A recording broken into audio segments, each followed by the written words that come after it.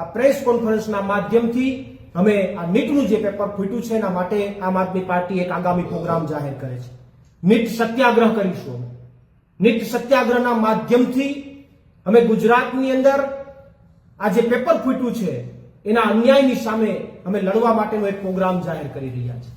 આગામી 1-2 દિવસની અંદર આમ આદમી પાર્ટી સીવાયએસએસ અને યુથ વિંગની આગેવાનીમાં ભાઈ શ્રી ધાર્મિકભાઈ અને બ્રિજરાજભાઈની આગેવાનીમાં એક કાર્યક્રમ આપશે અને એક કાર્યક્રમની અંદર વિદ્યાર્થીઓને સાથે લેવામાં આવશે.